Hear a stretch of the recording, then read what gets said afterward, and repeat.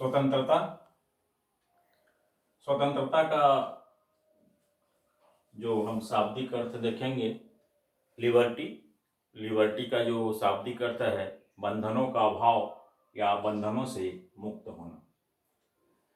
Professor Hobbs ने स्वतंत्रता का अर्थ बंधनों का अभाव बताया है।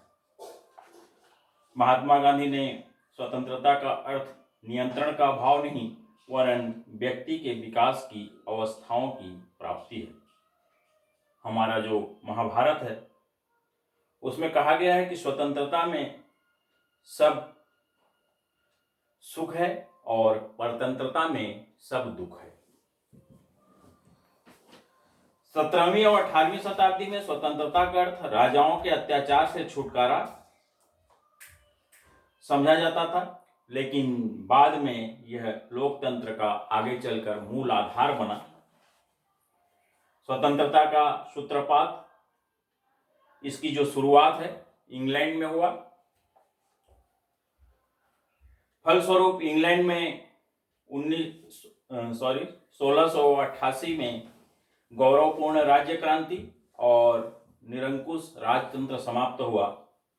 1789 फ्रांस की राज्य क्रांति में स्वतंत्रता, समानता और बंधुत्व का नारा दिया गया और इसी के फलस्वरूप पराधीन देशों ने पराधीनता की जंजीरों से मुक्ति पाने के लिए संघर्ष किया। स्वतंत्रता हमारे देश में भी स्वतंत्रता की भावना से प्रेरित होकर 1857 से 1947 ईस्वी तक ब्रिटेन के निरंकुश शासन के विरुद्ध अपना भारतीय स्वतंत्रता संग्राम हमारे देश ने भी जारी रखा।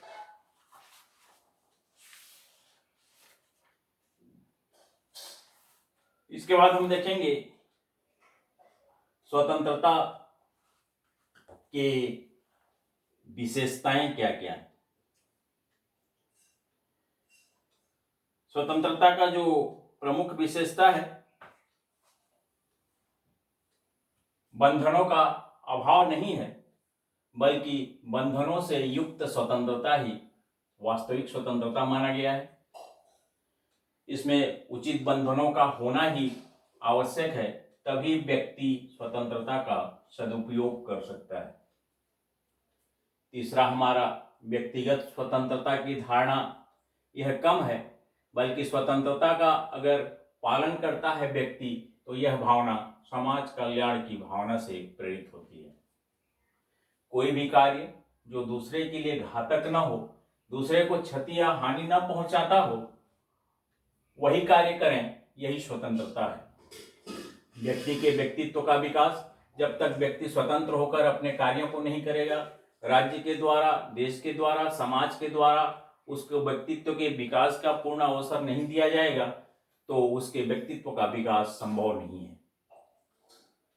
नागरिक गुणों का इससे विकास होता है। व्यक्ति स्वतंत्रता के अंतर्गत उसको जो संवैधानिक अधिकार प्राप्त हैं उसका वो सदुपयोग करेगा, अच्छे ढंग से उसका उपयोग करेगा, तो उसमें नागरिक गुणों के अंतर्गत हम देखते हैं परोपकार, सहिष्णुता, एक दूसरे का सहयोग करना, बंधुत्व की भावना का विकास। तो इन सब जो आदर्श हैं उसके विचार में उसकी अभिवृद्धि होती है। सभ्यता और संस्कृति, हमारी जो सभ्यता है और संस्कृति है उसको सुरक्षित रखने का, उसको विकसित करने का, उसको आगे के पीढ़ियों के लिए संरक्षित रखने का, यह जो है मूल आधार है स्वतंत्रता। राष्ट्र का विकास स्वतंत्रता के द्वारा ही संभव है। जब तक सभी व्यक्तियों को समानता के आधार से स्वतंत्रता प्रदान नहीं किया गया है, तो उस राष्ट्र की हम विकास की, प्रगति की कल्पना नहीं कर सकते। वहां पे अशांति और विद्रोह की संभावनाएं अधिक होंगी। कानून का पालन करने से या नियमों का, राज्य के कानूनों का पालन करने से स्वतंत्रता घटती नहीं है, अपितु वह अधिक सुरक्षित होती है और व्यक्ति उसका सही मायने में सदुपयोग करता है। अब हम देखेंगे स्वतंत्रता के प्रकार। स्वतंत्रता के प्रकारों में सबसे पहला प्राकृतिक स्वतंत्रता, जिसको हम नेचुरल लिबर्टी कहेंगे। प्राकृतिक स्वतंत्रता यह राज्य की स्थापना से पहले से ही प्रत्येक व्यक्ति को प्राप्त था और प्रकृति के द्वारा प्रदत्त है, जिसको व्यक्ति उपयोग करता है।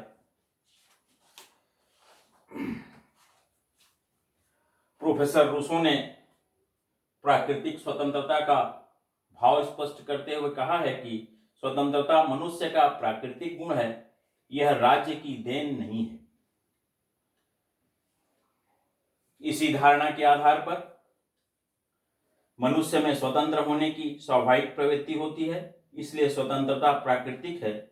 स्वतंत्रता से ही मनुष्य के व्यक्ति का व्यक्तित्व का विकास संभव है। इस जो धारणा है, इस धारणा को प्रोफेसर ग्रीन, रिची और लास्की के प्राकृतिक जो सिद्धांतों का उन्होंने समर्थन किया है, उस धारणा के अंतर्गत इसको लिया गया है। बाल गंगाधर तिलक ने भी प्राकृतिक स्वतंत्रता का भाव स्पष्ट करते हुए कहा था कि स्वतंत्रता मेरा जन्म सिद्ध अधिकार है। नागरिक स्वतंत्रता हम देखेंगे। समाज के द्वारा प्रत्येक नागरिक को समानता के आधार से बिना भेदभाव के जो प्रदान किया गया है, उसको हम नागरिक अधिकार के अंतर्गत सम्मिलित करते हैं। प्रोफेसर गेटिल ने इस संबंध में लिखा है, नागरिक स्वतंत्रता के अंतर्गत वे अधिकार व विशेषाधिकार आते हैं जिनको राज्य अपने नागरिकों के लिए बनाता है और उसकी सुरक्षा भी प्रदान करता है।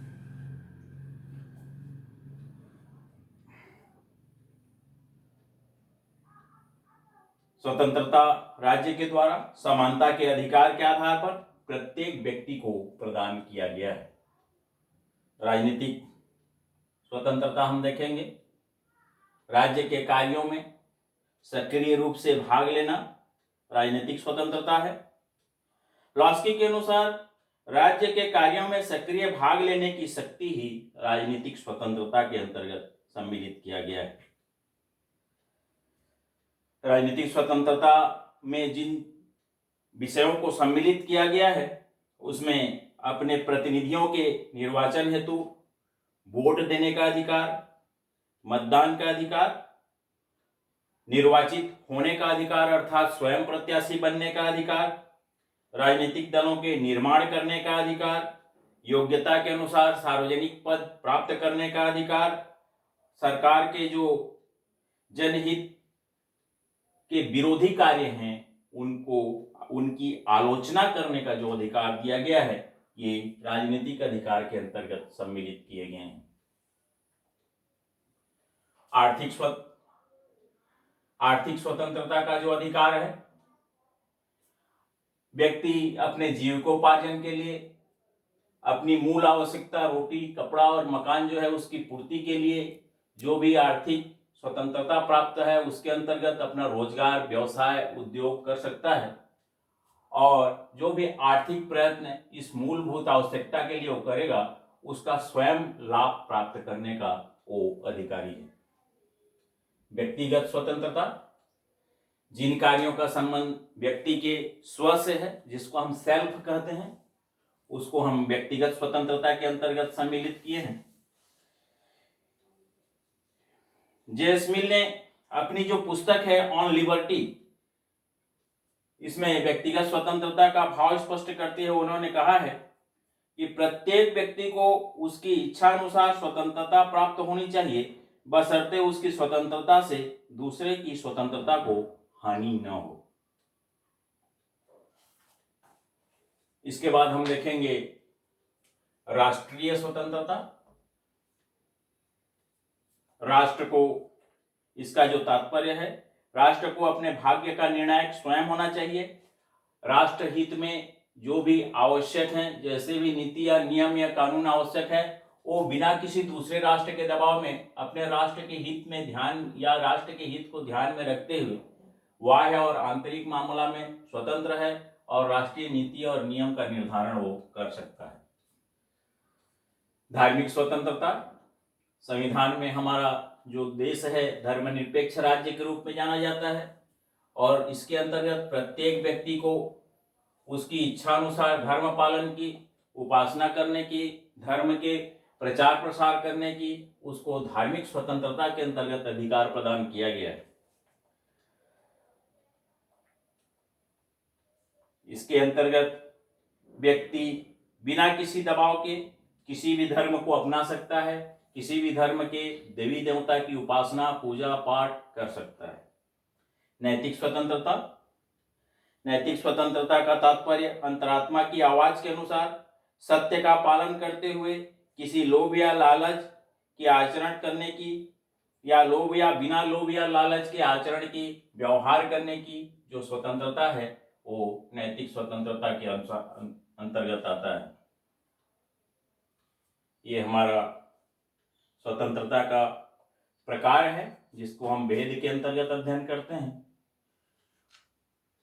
इसके बाद हम देखेंगे स्वतंत्रता जो हमको प्रदान की गई है उसकी कानून या हमारा जो राज्य है सुरक्षा की क्या व्यवस्था करता है, किन किन क्षेत्रों में संरक्षण प्रदान करता है। स्वतंत्रता की रक्षा और स्वतंत्रता का सही उपयोग हो, किसी प्रकार से उसका उच्छृंखलता न हो दूसरे के द्वारा, दूसरे के व्यक्ति के द्वारा दूसरे की स्वतंत्रता का हनन न हो, इसके लिए सबसे पहला आवश्यक है हमारा जो देश का संविधान है वो लिखित होना चाहिए, ताकि व्यक्ति अपने स्वार्थ के लिए उसका दुरुपयोग करते हुए उसका गलत फायदा न उठा सके।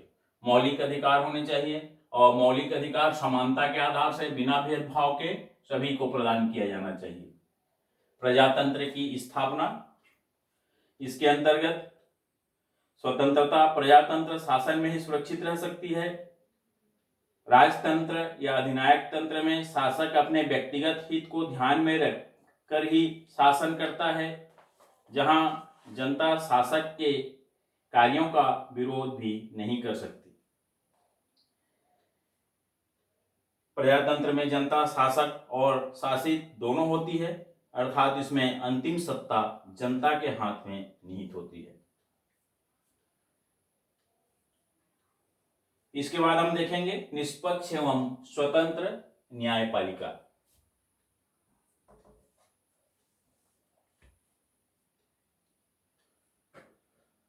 व्यक्ति की स्वतंत्रता की रक्षा करती है हमारी जो न्यायपालिका है।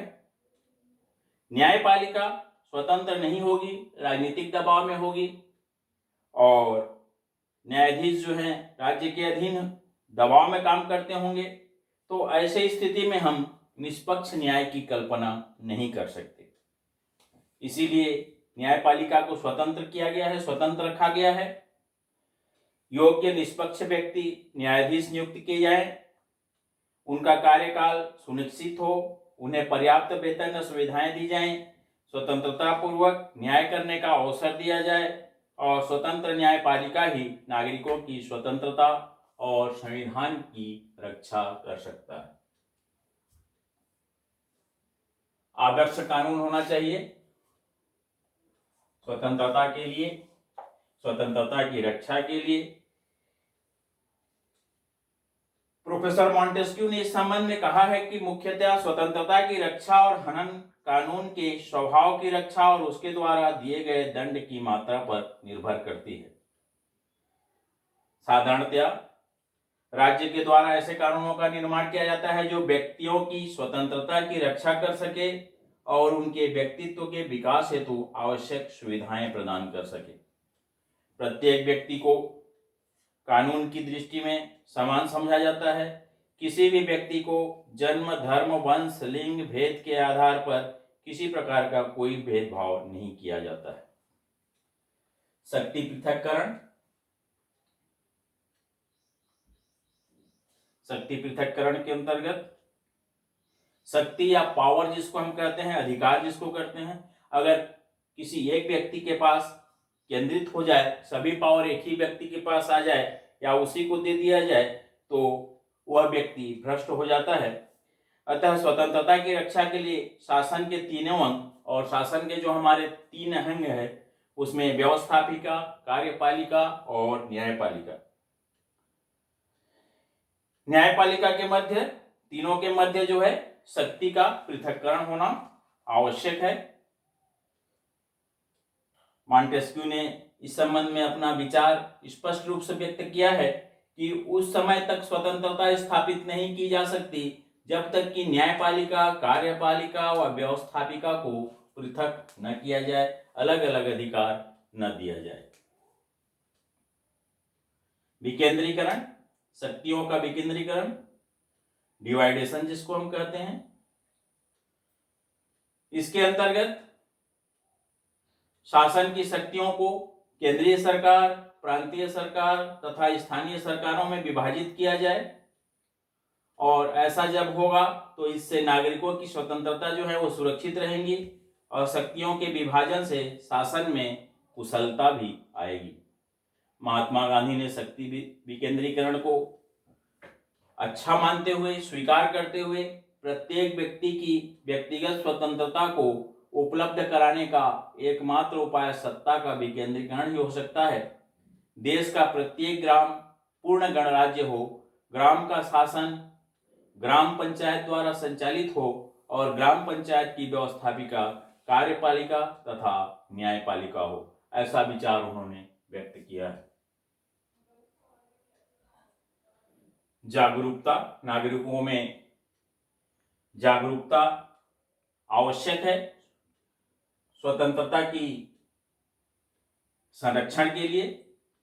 अगर नागरिक जागरूक नहीं है, अपने अधिकारों के प्रति सजग नहीं है, तो उसके अधिकारों का दूसरा जो व्यक्ति है वो उपयोग करेगा। इस संबंध में लॉस्की ने कहा है, सतत जागरूकता ही स्वतंत्रता का वास्तविक मूल्य है। जेफरसन ने भी अपना विचार व्यक्त करते हुए जागरूकता और स्वतंत्रता के बारे में कहा है कि कोई भी देश अपनी स्वतंत्रता की रक्षा तब तक नहीं कर सकता जब तक कि समय समय पर वह वहां की जनता अपनी विरोधी भावना का प्रदर्शन करके अपने शासकों को सजग न करती रहे। प्रेस जो है वो स्वतंत्र होना चाहिए, जो विचार अभिव्यक्ति का भी सशक्त साधन है। प्रेस जिसके माध्यम से विचार और अभिव्यक्ति का हम निर्माण करते हैं। स्वतंत्र प्रेस नागरिकों की स्वतंत्रता का महत्वपूर्ण संरक्षक है। समाचार पत्र बिना किसी प्रलोभन के, बिना किसी प्रतिबंध के, निष्पक्षता पूर्वक, ईमानदारी के साथ समाचार और विचारों को प्रकाशित कर स्वतंत्रता की रक्षा करते हैं। स्वतंत्र प्रेस से संबंधित अपना विचार व्यक्त करते हुए प्रोफेसर लॉस्की ने कहा है कि विश्वसनीय समाचारों से रहित लोग कभी न कभी स्वतंत्रता के अधिकार से वंचित हो जाएंगे, क्योंकि गलत व्यक्तियों के वातावरण में निर्णय करने का अभिप्राय पूर्णतया पथभ्रष्ट होना है। आर्थिक सुरक्षा व समानता,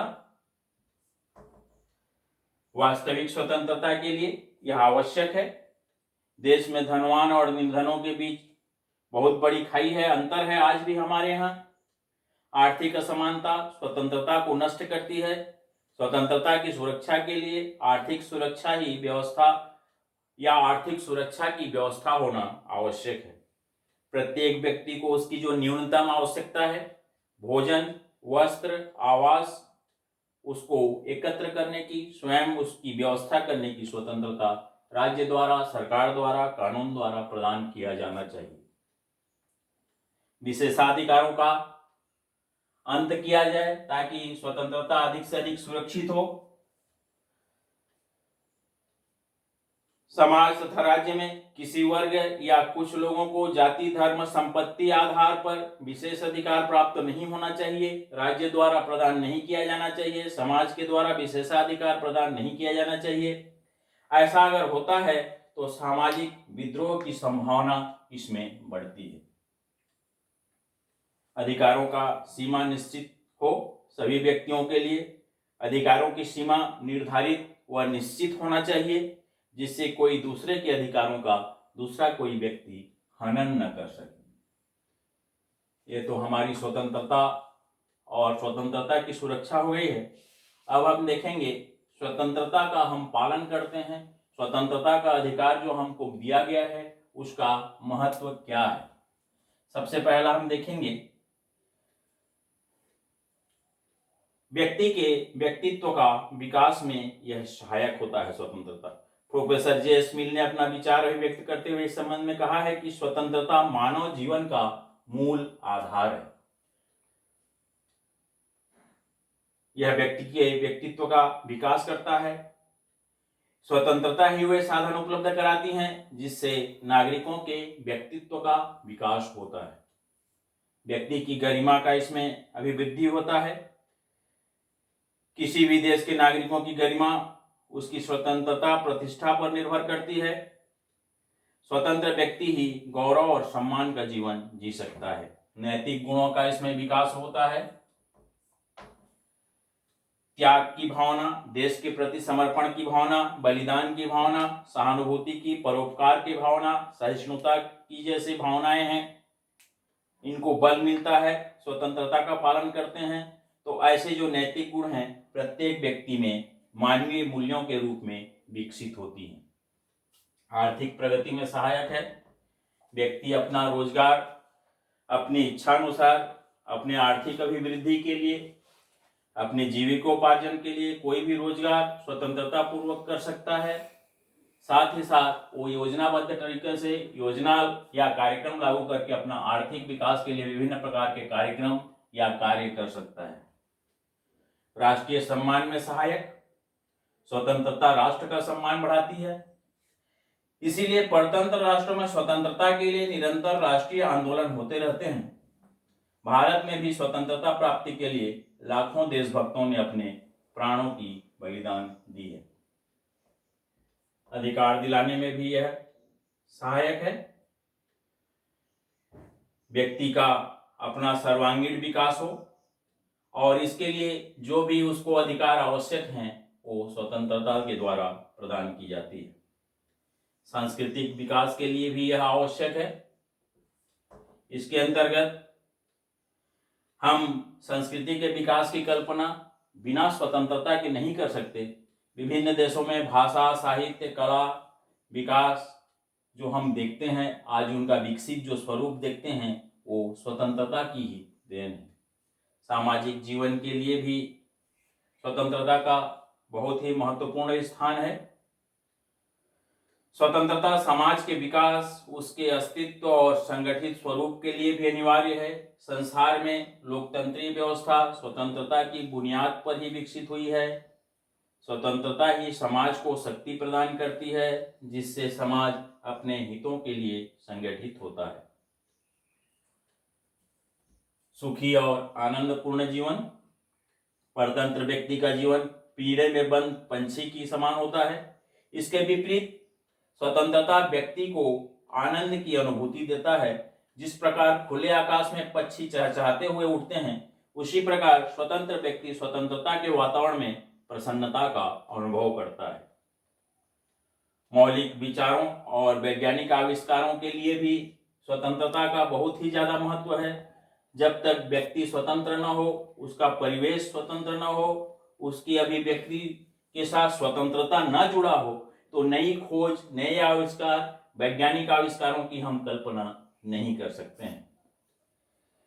रिची के अनुसार जीवन के अधिकार के बाद साधारणतया स्वतंत्रता के अधिकार का नाम लिया जाता है और बहुत से व्यक्तियों के लिए यह प्राथमिक और सबसे अधिक आवश्यक और महत्वपूर्ण अधिकार है।